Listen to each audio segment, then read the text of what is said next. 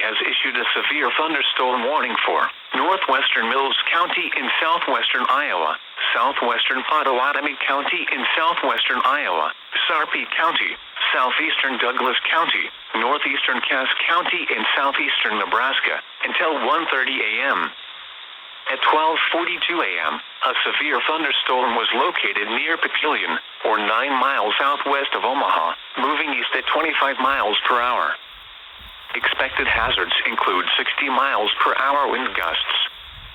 This is a radar-indicated threat.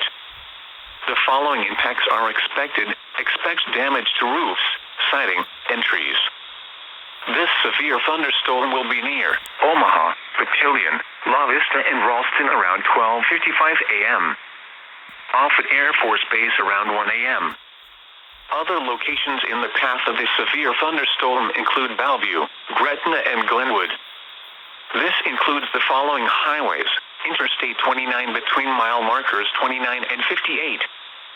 Interstate 80 in Iowa between mile markers 1 and 8.